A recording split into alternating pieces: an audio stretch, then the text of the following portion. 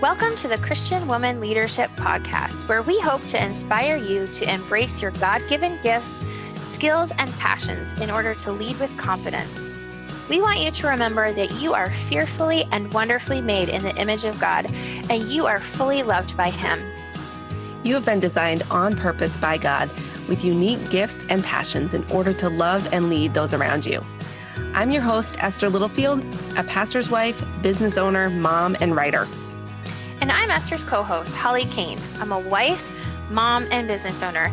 I also write at hollykane.org, where I focus on my passion for women's ministry. Together, we chat about important issues that Christian women leaders face. In addition, we interview other women just like you who lead in various roles, from church to community to business. Through this podcast, we offer you encouragement, tools, and resources to help you on your leadership journey. We are so glad you're here with us. Hey, friend, and welcome to episode 189 of the Christian Woman Leadership Podcast. Today, Holly and I are back together again. Hey, Holly. I know, it's so exciting. 2 episodes in a row of you and I talking. So either people are going to unsubscribe or they're going to be super excited. We'll see. I hope it's the second one, but I might understand if it was the first. Yes. Well, Holly and I just got back from trips and traveling, and it kind of sparked this decision to do the episode that we're doing today. So do you want to tell them what we're talking about today? Yeah. So last time we were together, we talked about leading meetings, and today we thought we would discuss leading events or retreats. And so they kind of go well together, but at the same time, they're very different beasts. Yes. Yeah. And truly one could be a beast and the other could be something much smaller. So yeah. And like you said, we just got back from conferences, retreats. You know, you hosted your own retreat. We attended a conference. And so this is on our mind.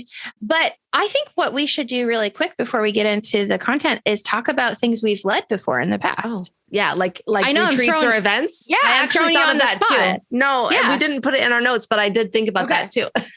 Okay. So good idea. So I'll go first. Okay. And I hope I don't forget anything. But as far as like events or retreats, so I've helped lead our women's retreat for multiple years at our church that we went to together. As far as events, oh my goodness. Do you remember all the dessert auctions you and I have led together? Dessert auctions, spaghetti dinners, fundraisers. Yes. We've led fundraising events for sure. Fundraising at our events. church. Yeah. Yep. Women's events, lots of women's events we've done together. For work, I have led networking events, like local chamber of commerce events. And as far as our businesses, well, I haven't had any events with my business, but I did help you lead your retreat. Yes, you did. You were, but you were the main leader. So yeah. Yes. But you've also been behind the scenes, I would say, with some of your clients probably who have events. Yes. And so you've seen sort of the financial side of it. Yes. For sure. I had a client whose event was probably 60% of her business. Yeah. And so helping with that, especially the budgeting part and just kind of talking through scenarios and stuff like that. Yeah. Multiples of my clients, actually. Yeah. I'm glad you mentioned that because I would have forgotten it. We have to help each other think sometimes. So sometimes we share one brain. Like at my retreat, I was packing the gift bags and making the folders, and Holly was helping me. This was one of the things that didn't go as smoothly as I had planned for the retreat because I wanted to get there early enough to have all this stuff ready. And instead, everybody had arrived and I hadn't had time to put together the gift bags. So Holly was helping me, and I was writing people's names on the folders. And I ended up writing one person's name three times. And then I was missing certain people. And I was like, what is happening? Holly had to intervene. Yeah. I was like, stop, hold on a second. Let me figure it out. Here are the 2 you need to write. I was working away for a minute. I was working off like 3 separate spreadsheets. I don't know. Woo. Okay. So back to your question. Yes. So I have led, a few events. One of my first events that I helped plan and lead was actually a business event for a local networking organization when I was the president of Tuesday Forum, which is a local women's networking group here in our area. It was the 25th anniversary of the organization. And so they wanted to put on this big event. And I ended up spearheading that. And so that was a huge undertaking because that was reaching out to really hundreds of past members and all this stuff to get people and booking guests and all of that. So that was one. And then I've led some events or helped lead again at church, so different things. Like you said, the women's retreat I've been involved with. I haven't been as integral a part of it as you have, but I've been involved. I've also helped run a marriage retreat a couple times. So that's, a smaller scale type of retreat. And then, most recently just running this retreat of my own for my business, which was super awesome. So I think it's cool that I'm glad that we're going to talk about it in this way because we've done it both for ministry and for business. Yeah. Whether it's our business or someone else's business and all types of different ministry things. Yes, I feel like. Right. And so neither one of us are experts or neither one of us have a business teaching people how to lead events or anything like that. Right. But again, just like with leading meetings, we have participated in enough and led enough that we felt like we could share some keys to help you if you are going to plan an event for your ministry, for your church, or for your business, that these are some key points that you can keep in mind. Yeah. So if you're an event planner and you listen to this and you're like, wow, they missed some really big things. Right. Maybe you just need to apply to be a guest. Right. Exactly. All right. So what we're going to do is Holly is really the brains behind this episode because she has just an amazing mind for events and helping them happen, which is why I asked her to help me with my retreat. So I'm going to ask you, Holly, you kind of came up with these big key factors that we need to consider when we are planning an event. So I thought, what if you start with telling us what those keys are, those big things that we need to think about, and then maybe we can just walk through each one of them and chat about what some of the things involved in each of them are. Yeah. Sound good?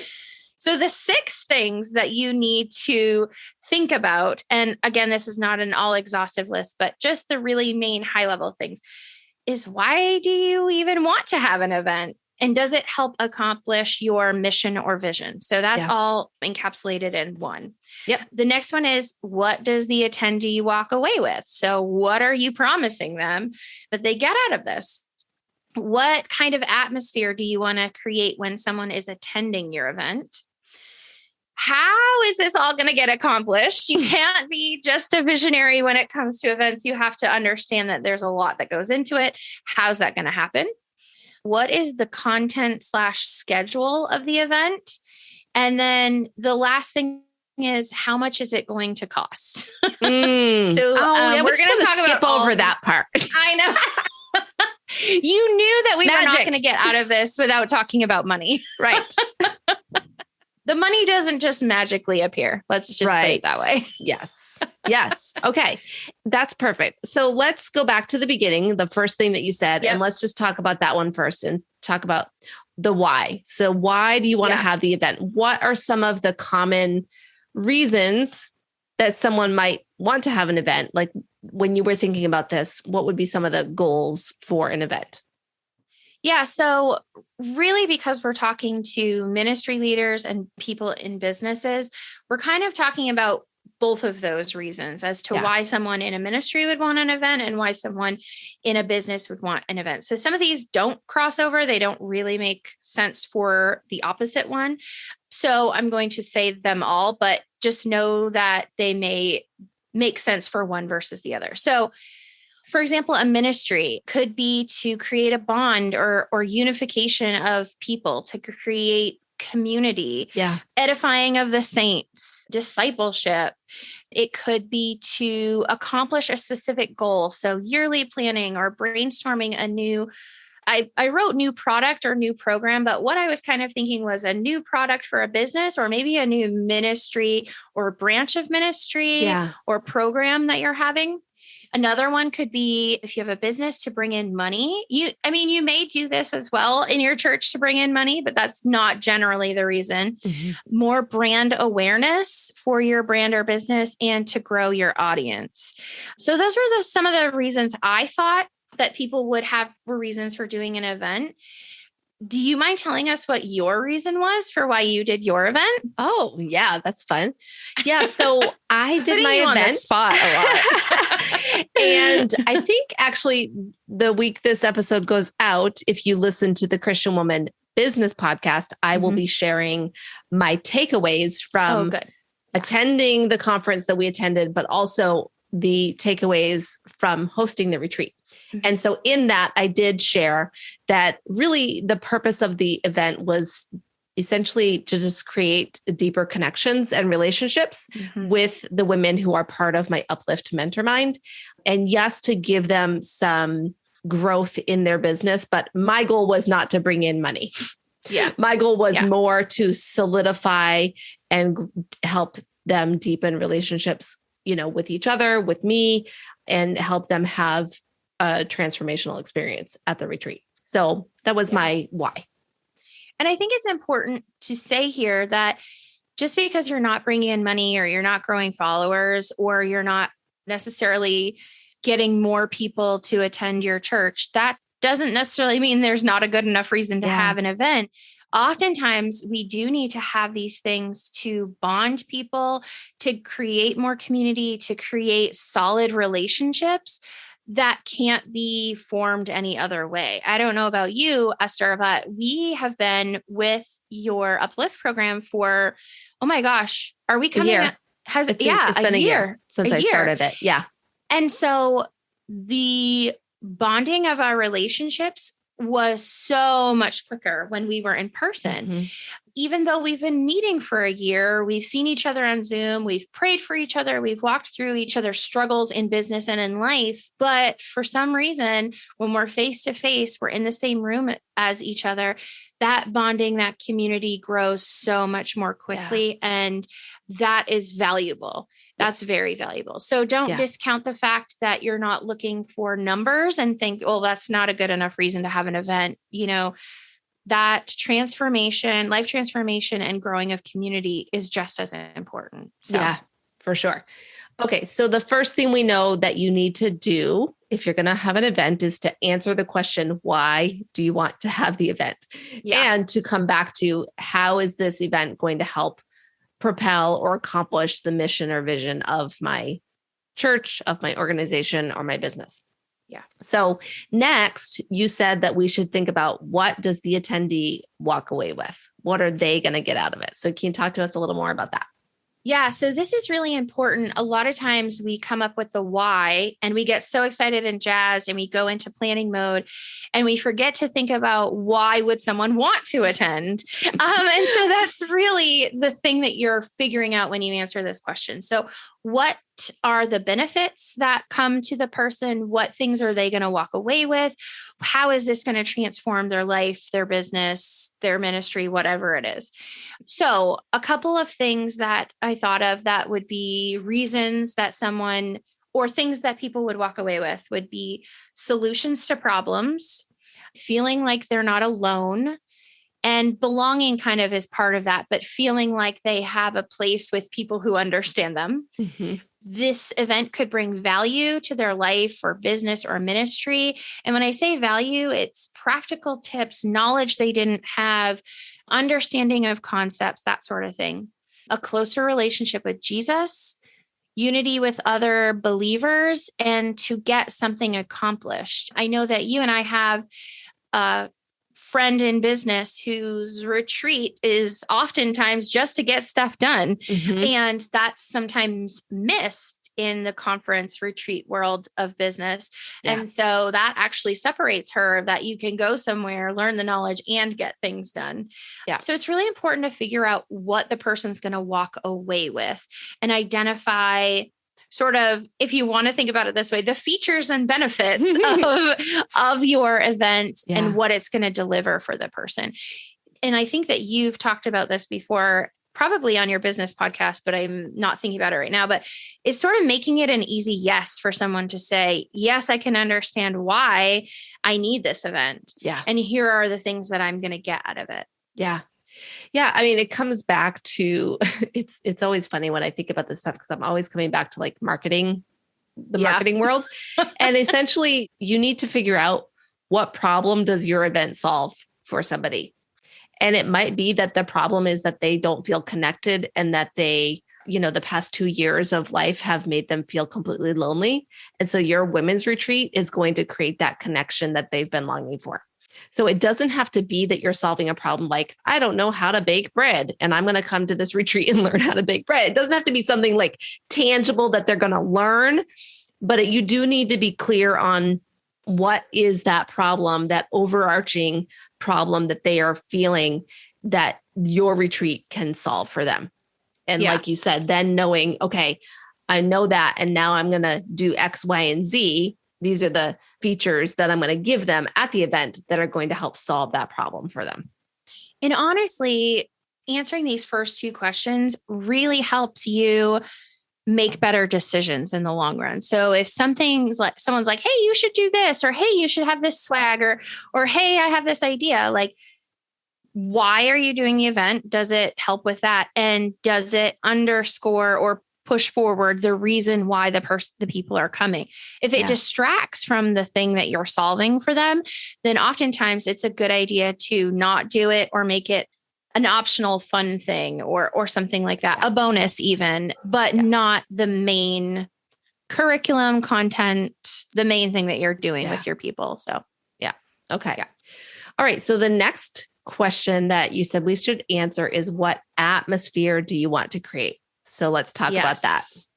So as an Enneagram 4, this is really important to me.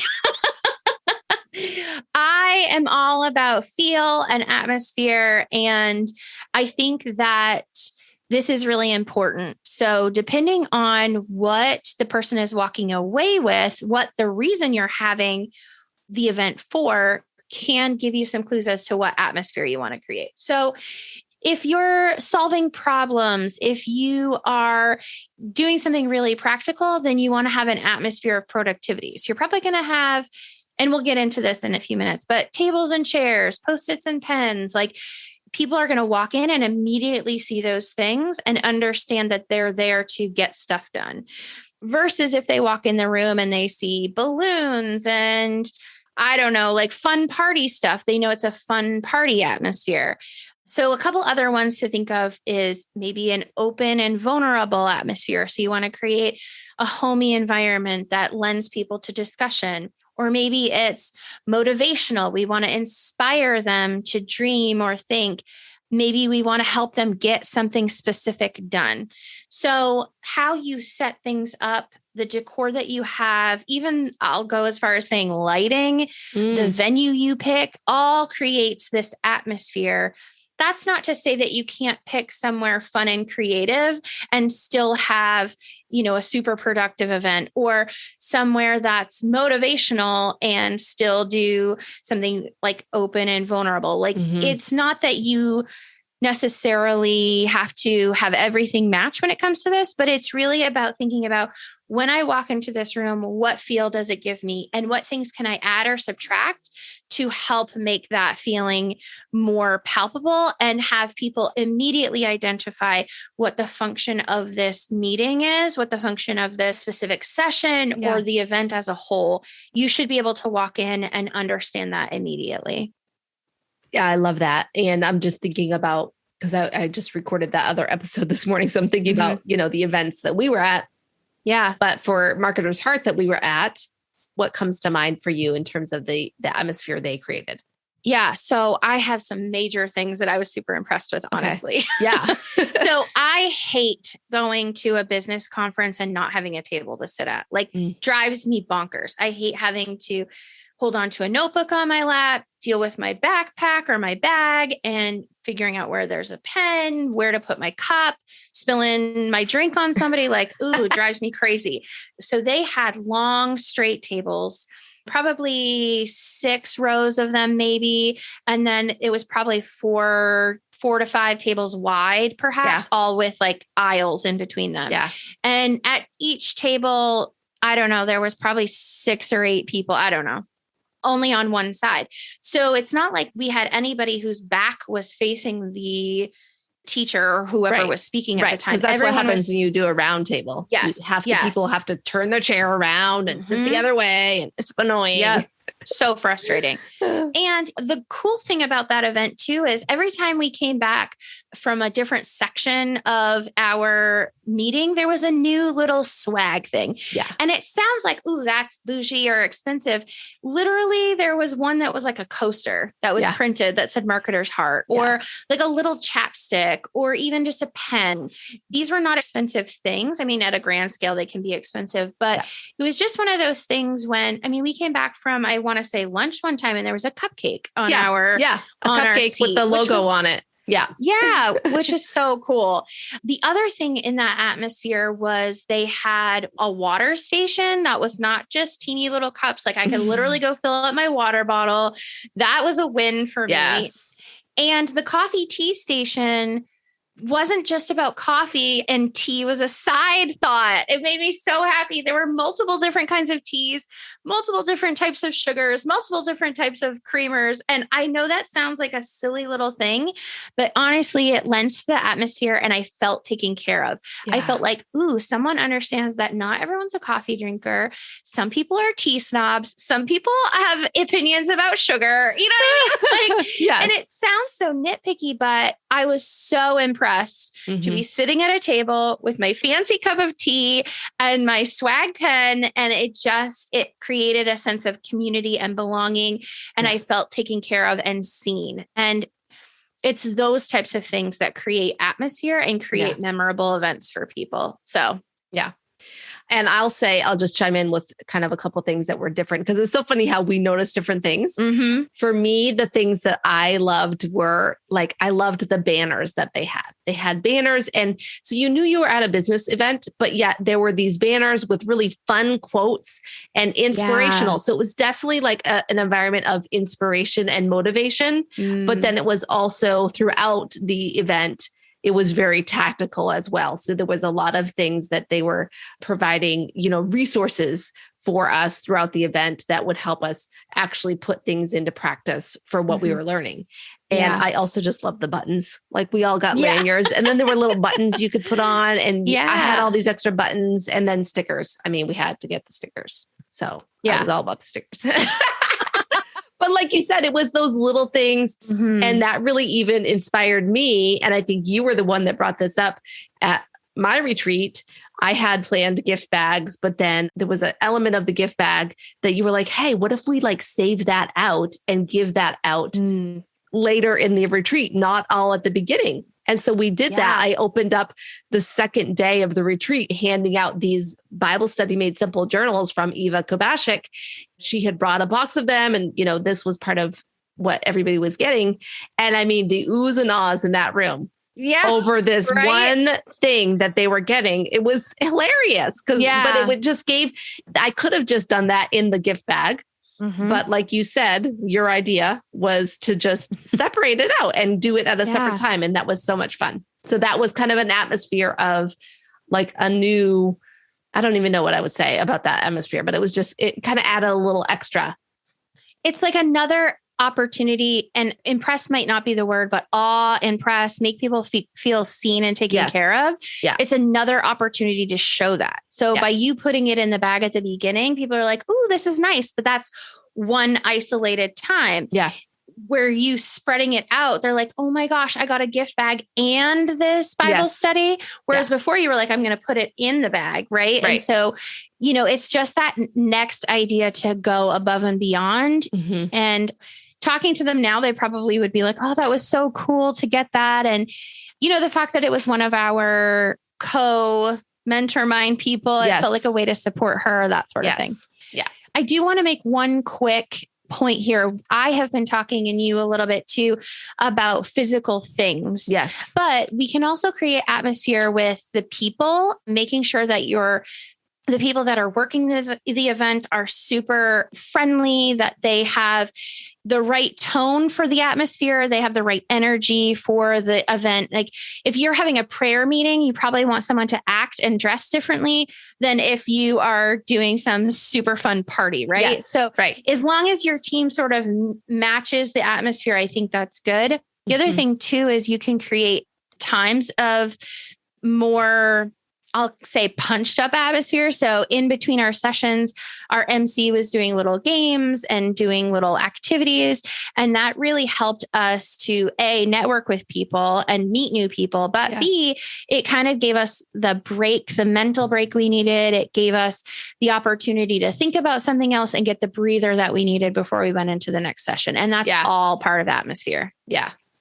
So true. Yeah. So true. Another thing is music. Like, music, smells, those all contribute to the atmosphere as well. Think of your 5 senses. I almost I didn't remember how many senses there were.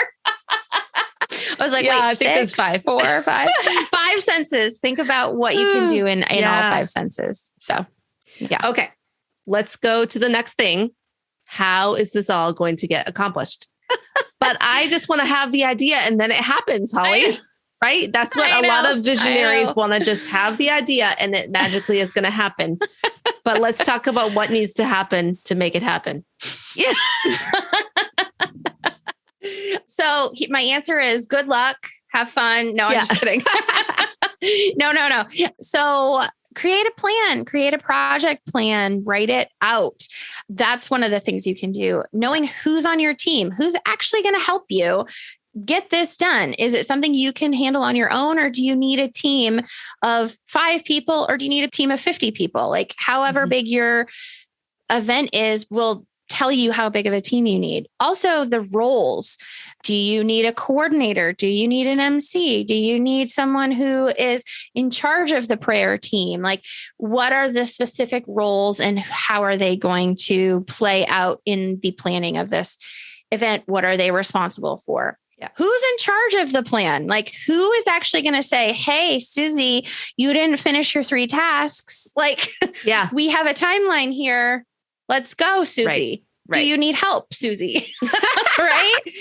And then as part of that, creating a timeline when things are going to happen, due dates for things.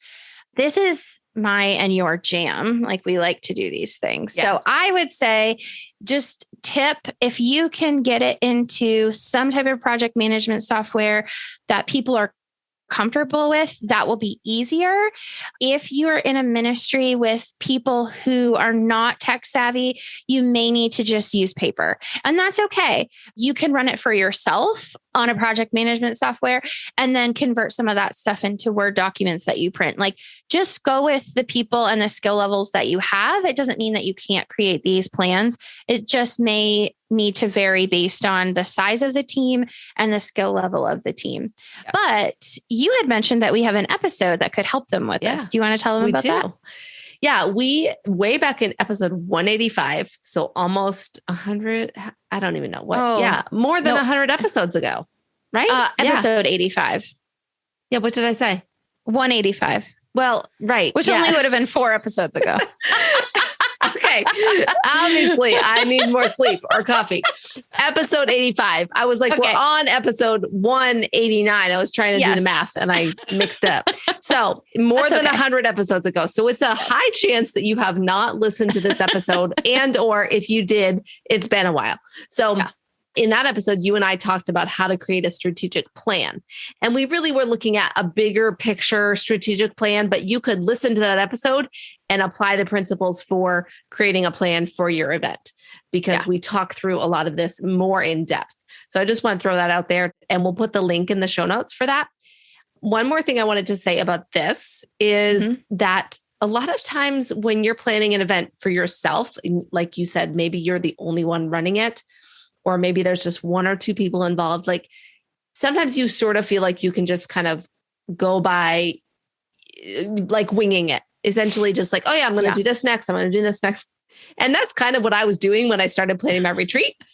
And even though I can project manage, I was like, oh, I'm just going to like do this. And then at one point I remember Voxering you, Holly, and I was like, can we meet and can we put this down on like, can we make a Trello board and make this? I'm getting so overwhelmed. There's so many things I have to do. I can't keep track of it all. And so we scheduled the time and we did this, and it made it so much easier moving forward. Because then we had, even though it was really just like me and you and like one other person involved, it just allowed us to see things in writing and to know this is done, this is not done, and all of that.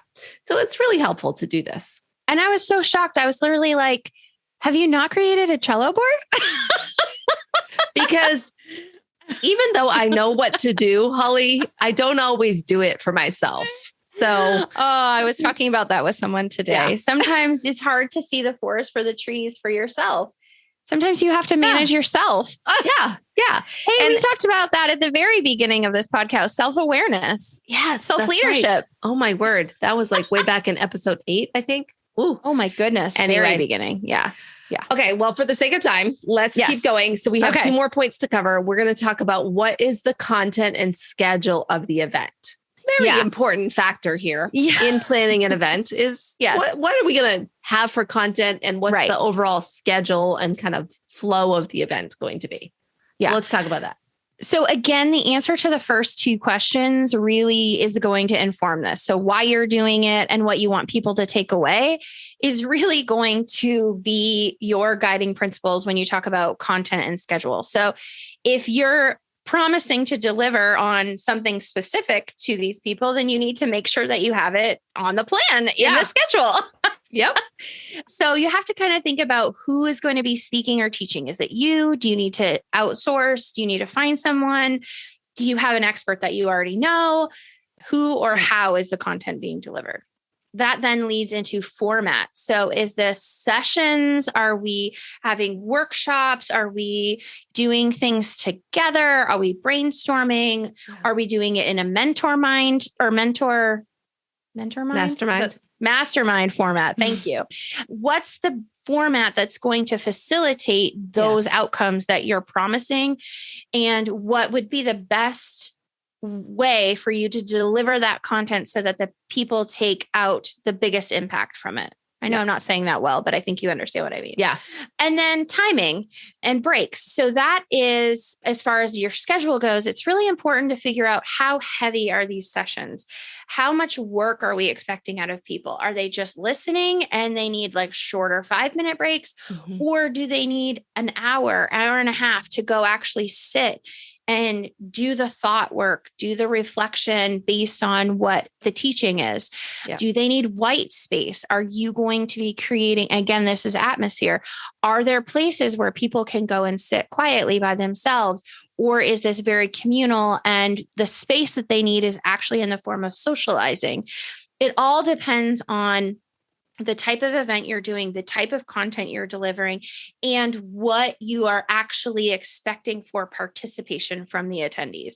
So if they're working on their business, that's going to be very different than if they are literally sitting and confessing their sins to the Lord, right? So like, these are very different things, but it's all part of the mindset of what is this accomplishing? Why am I doing this? And these things then inform the content and the schedule. Yeah. So good. I think the other thing that I want to mention too is, as far as what they're walking away with and content and schedule, it's also a great time to think about how are they interacting with this information? So are they just taking notes on a piece of paper that they brought? Are you going to give worksheets? Are you creating a workbook? Do they have an app that they're using? Like, it's a really great idea to figure out how you want people to interact with the content that you are giving them. And that can then be another piece that they're walking away with. So I know at a women's retreat, we have like basically a booklet, and it has all of the sessions that we're going to walk through with blanks, the scripture, all of those sorts of things. It even has the schedule. So you could go from something like that robust to, hey, open up a Google Doc or open up your notes page. Like, It all depends on the type of event you're doing, but it's really important to think through how you want people to interact with the content. Yeah. All right. Let's wrap it up with, okay, what is the cost? That's so fun. No, just kidding. This is the part that I didn't want to think about when I was hosting my retreat, because I was like, I just want to do it and not think about it. But the reality is everything we do costs money, and when you are doing something like a retreat, most people will say a retreat or an event can be very difficult to actually even break even on. Yeah. And this is whether this is in the ministry space or the personal business space, whatever, to charge enough for the event that people can afford it, but also still that you can still break even. So let's talk through the cost stuff. So I have a lot of things for you to think about, a lot of different areas, I guess, to think about, but I'm going to underscore it all with do your best. So honestly, you cannot anticipate every single cost that's going to go into it. I mean, we had no idea that I was going to need to run out and go get spoons, right? So we could not have put that on the list 2 months ago that I needed to budget for spoons, right? So all I'm saying when you're counting the cost is do your best. Do your best to anticipate how many people you reasonably could sell tickets to, or how many people reasonably are going to attend the event. Do your best. What has been in the past? Like, look at past data. How big is your church? How big is your ministry? How big is your audience? Thinking about those things can help you figure out how many people are going to be able to come and or pay. So you want to count the cost. When I say count the cost, I mean how much money is going to be brought in and how much money is going to be spent. So this is just a basic P&L for anybody who's in the finance world. What's your profit? What's your revenue, your income, and what is the loss? What's the cost or the expense? Yeah. And honestly, as you are planning, one of the questions that should always be on your mind when you're meeting with people as they come up with ideas, and this is not to squash the idea or squash the vision, but how much is going to cost? Even if you don't verbally ask the question, write it down next to the idea. Yeah. Just put the word cost, because that often gets overlooked. And then there's huge sections of the event that have not been put into the expenses because this was something we added on later that we weren't thinking about before. So anytime something new comes up, always write the word cost next to it, even if you have to come back and figure it out later. Yeah. Okay. So the things that I want to just remind you of, location, venue, that's usually going to be one of your biggest costs. Where you're actually having it, how much it costs to use that. Speakers, do you have to pay speakers to come in? Food, here's another big cost if you're feeding people. Sometimes it can be easy to do an event without food, as long as you tell people, hey, like you're going to need to do lunch on your own and then just do coffee, tea, and snacks. Yeah. That sort of thing is fine. But figuring out the type of event that you're having is really important to inform this decision. But food is a big one. Rentals, do you have an open room but no tables and chairs? Do you need tablecloths? Do you need whatever? Yeah. Do you need mics and speakers? Like, what do you need? Yeah. Photography, videography. If you're doing this for your church or for your business, oftentimes you want evidence that this happened because you may want to promote a similar event in the future. So having pictures or video from your current event is super duper important. Oftentimes when people are trying to do things on a budget, this is one of the first things they cut out. And I understand why, but even if you can just get some people taking photos on their phone, like, you can DIY this the best that you can. I don't know if you remember going to weddings when we were younger and those disposable cameras were on the table, right? So giving people a hashtag is a great way to get people to take pictures and videos, that sort of thing. Coordination. Do you need an event planner? Do you need someone to manage this? Decor. How do you want it to look? Again, that's the atmosphere piece. Insurance. If you're doing a big event, you have to buy insurance. That's not something people think about, but you have to have insurance for your event, or sometimes the venues won't even let you rent. Oh, wow. So tech, this is both leading up to the event and at the event. And when I say tech, I'm thinking of how are people going to purchase tickets? How are people going to register? How are people going to get, is there an app that has the schedule on it? that sort of thing. And then at the event, do you need someone to run sound? Do you need someone to run your slides or whatever? Do you have videos that you're showing? Like that is all part of this.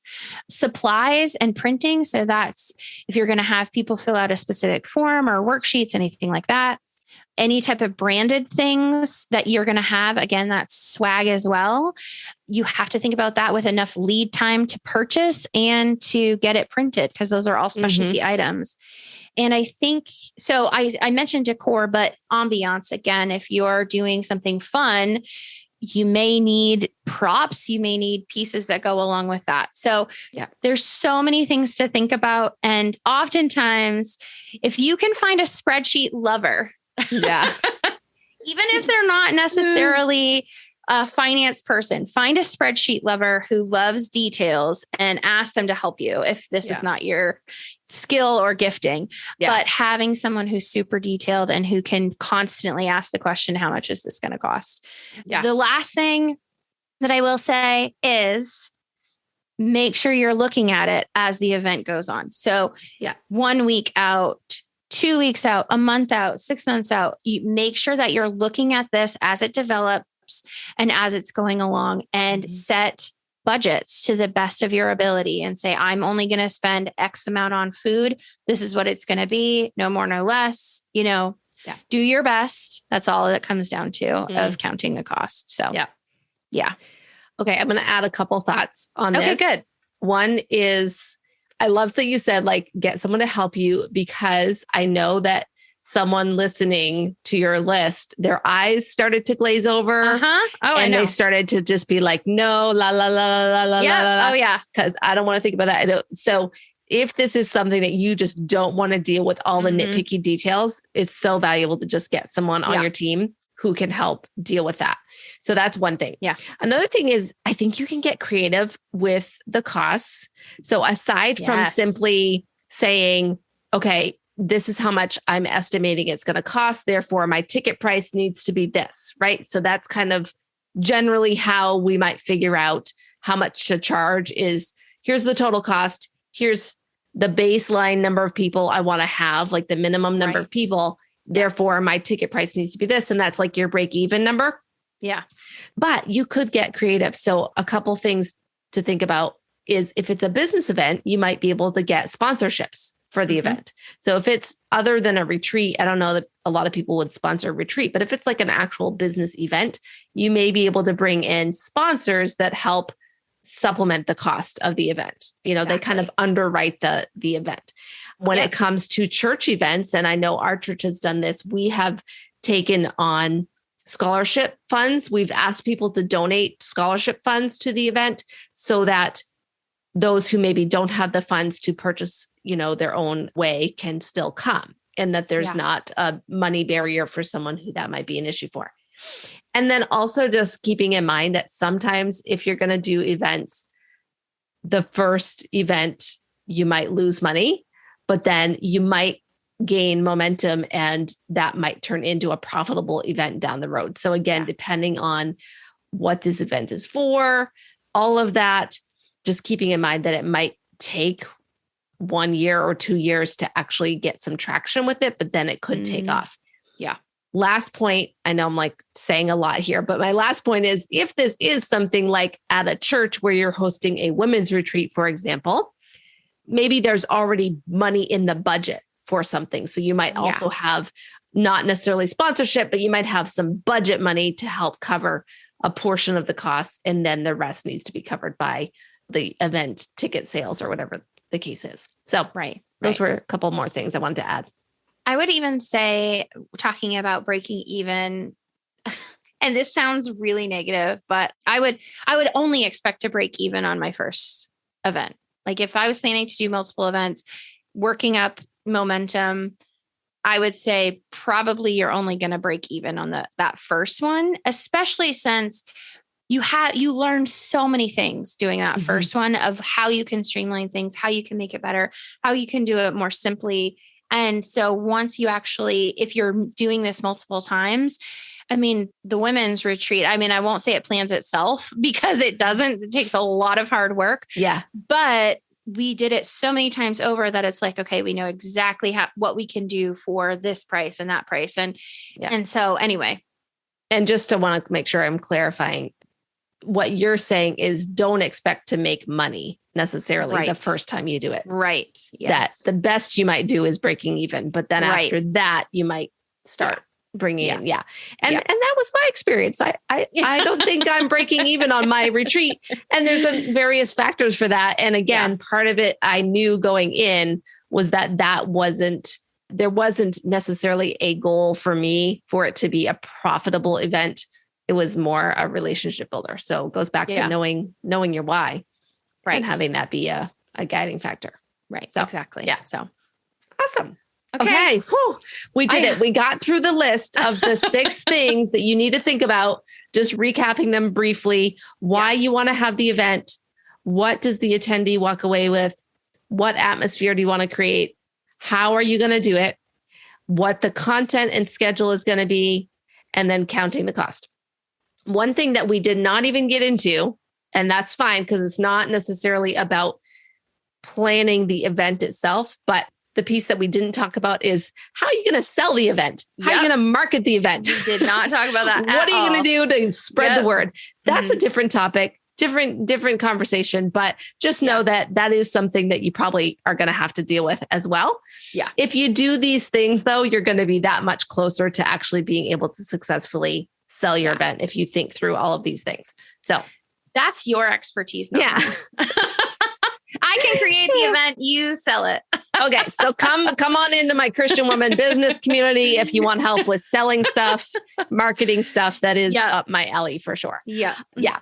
So we hope that this has been helpful for you. If you are someone who is in a leadership role, whether it's at your workplace or your church, or if you have a business, again, just like last conversation talking about meetings, there's a high likelihood at some point that you'll be involved with, or you may be the one spearheading, leading an event or a retreat. So hopefully you can take what we've shared and benefit from that.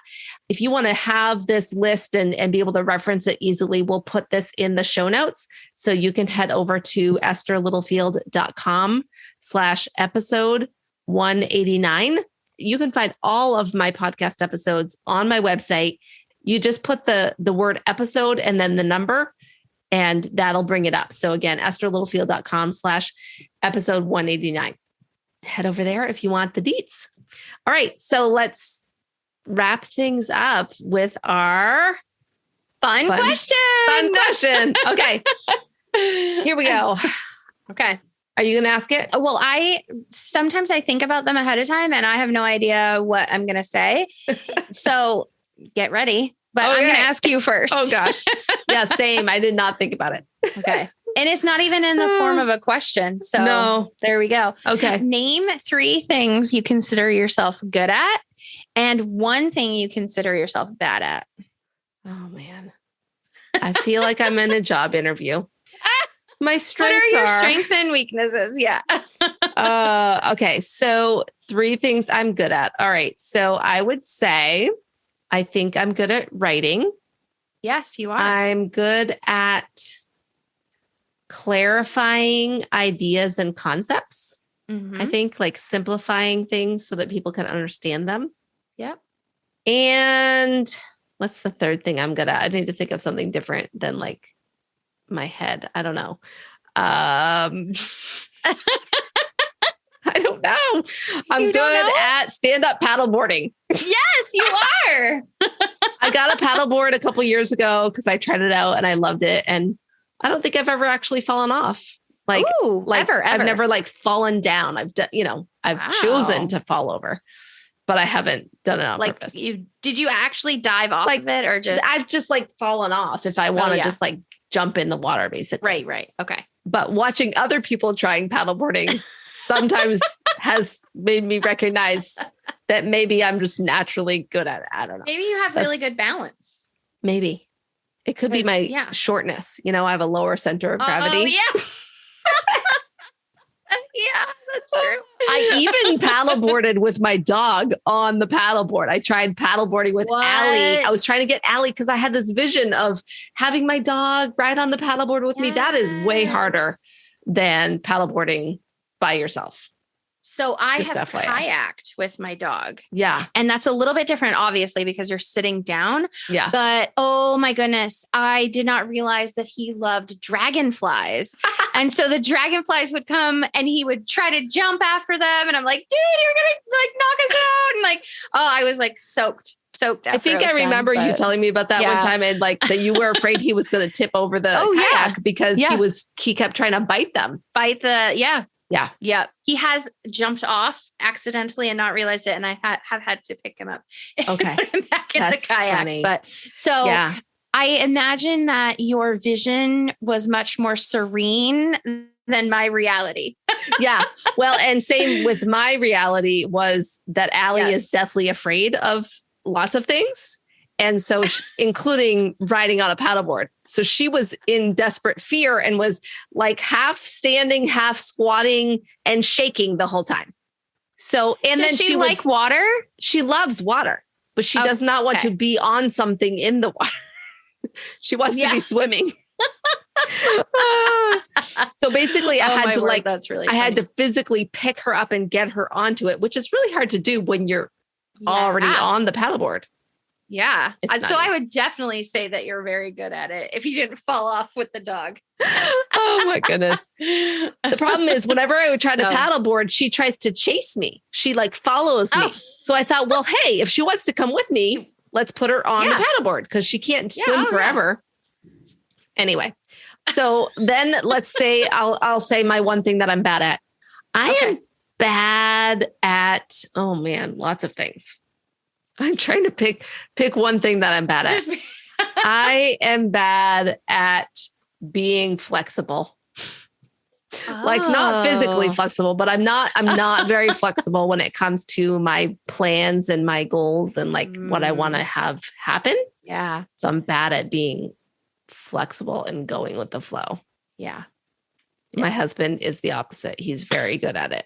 So he is very good at that. He's just like, okay, we're balance doing this now. each other out on that a little bit, but we also drive each other crazy because I'm like, come on, can't you make a plan? Let's make a plan and stick to it. And he's like, just go with the flow. Just do Let it things as happen. It comes naturally. Yeah. I picture him sitting in the woods with a guitar, just like strumming along. Just that's Scott's personality in my brain. That's so funny. More like laying in a hammock.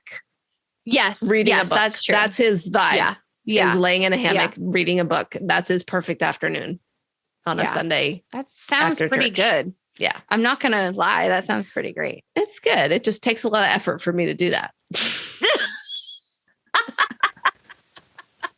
I could even hear it in your voice. You're like, it's good.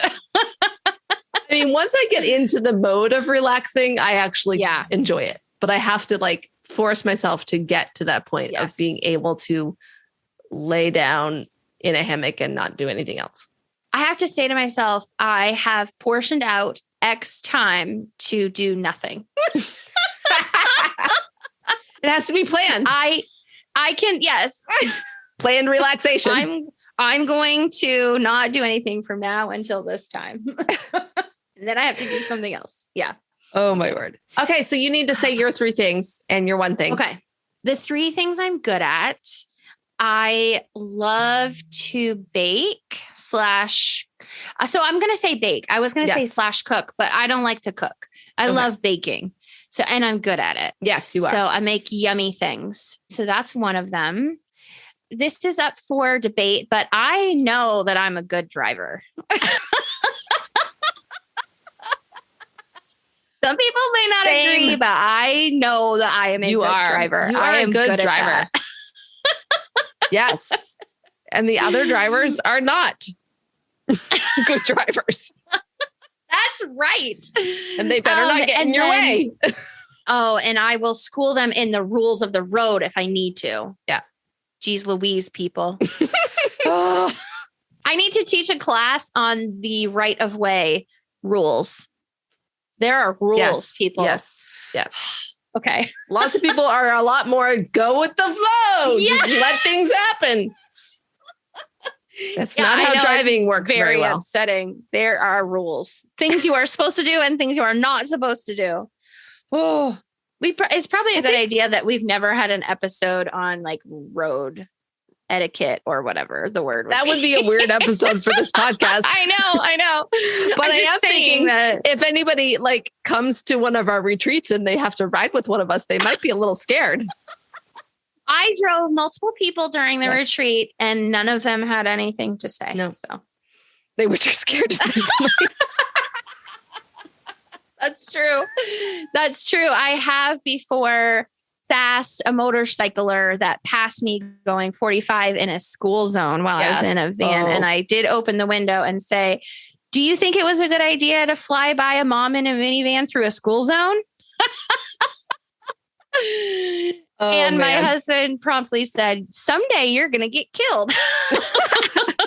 Thankfully, we live in Maine where drive-by road rage shootings are very uncommon. So, okay. And the last thing that I think I am good at is I think I'm good at making people feel comfortable. Yes, you are good at that. So if they feel out of place or they're new or I need them to get vulnerable with me, I think I'm good at making people feel comfortable. So I love it. Okay. What's the one thing you're not good at or bad at? One thing I'm bad at is flying in a plane. Does that count? I mean, yeah, if you're or maybe being calm while I fly in a plane. Maybe that's really more of a thing I hate. Okay. Oh, I do not like that's flying. Something you hate. Ooh, I do it's not like flying. something that you have a skill in, though. Is there something that like? Oh, it's a skill, Esther. It's a skill. No, it's a skill because I white knuckle it the whole time. I'm constantly holding my breath. Every bump, I'm like looking, and then I see these people who are just out cold. They have total like trust and reliance on the pilot and the plane, and I'm like, when was the last time this thing was inspected? How old is this plane? Like, how many years have you been doing this? Like I am one of those people that's not even blinking an eye at it. I don't. I want all the information. Like, is this your first time? I need to know that. I need to know. That's what I want to ask the people. I live my life with the motto of Queen Esther. If I die, I die. That's kind of my philosophy with a lot of stuff. Like, I don't worry about a lot of things that other people worry about. So I can understand that. However, I imagine myself going to sleep when I'm an old lady and just passing away in my sleep. Okay. I'm afraid to die in a horrific way. Okay. So that's really probably where it comes from. Right. And, watching Lost, that was probably, that didn't help. That didn't help anything. Oh, man. Yeah. Okay. Yeah. Well, I know that doesn't really count, but that's going to be my answer. No. Well, hey, you're bad at being calm on an airplane. Yes, I am. But you're not one of those people, because I have flown with you, that has like a loud reaction or like I haven't seen you ever like have a complete breakdown on a plane. No, it's all on the inside. It's internal. Yeah. I have before run off a plane to a bathroom, not because I had to go to the bathroom, but because I needed to have a little bit of a breakdown by myself. Okay.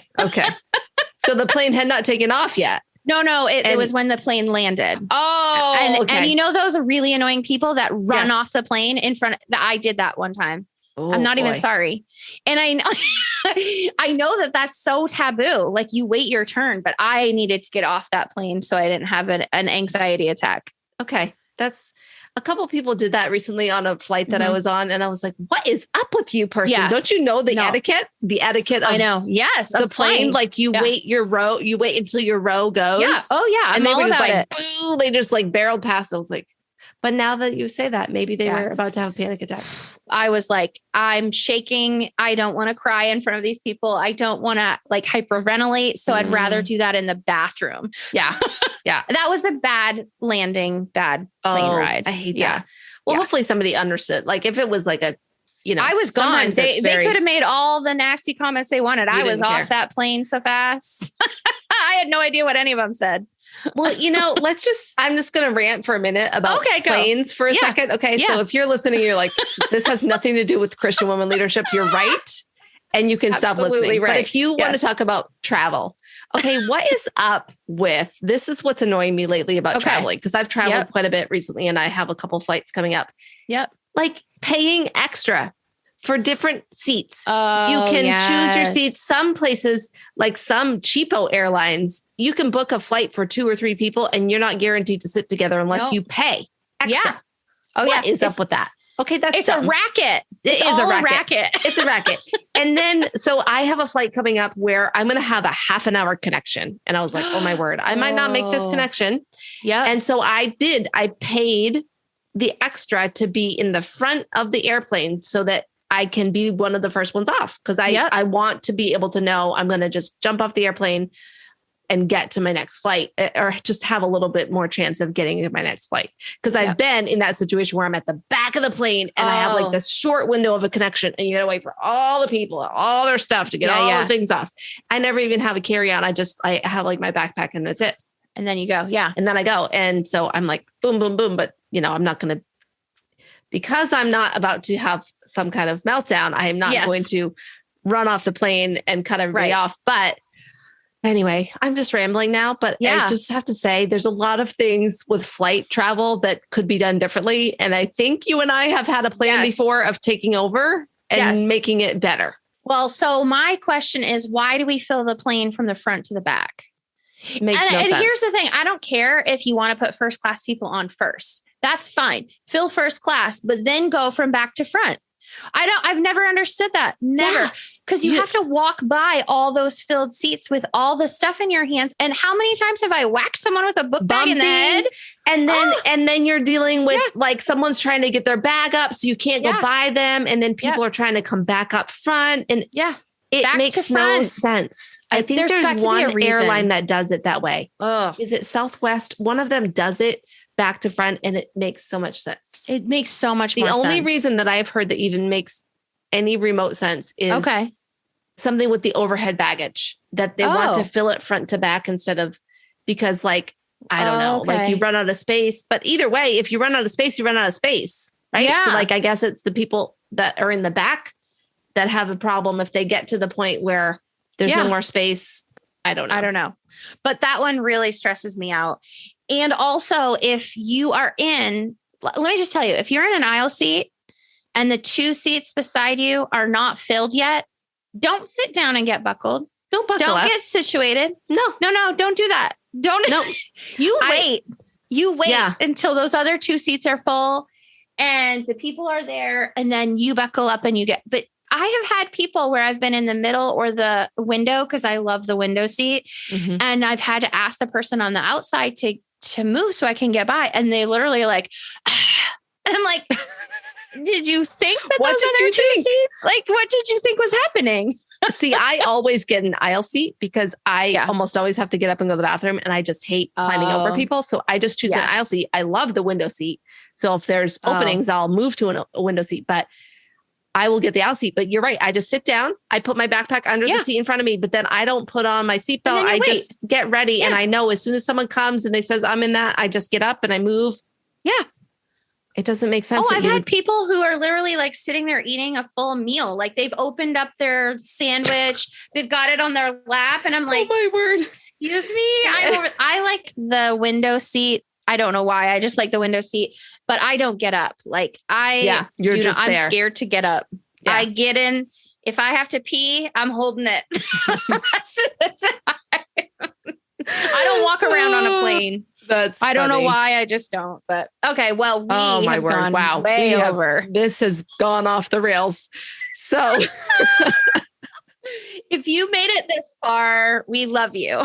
Yeah, we do love you. Thank you for being our one loyal listener. We appreciate you.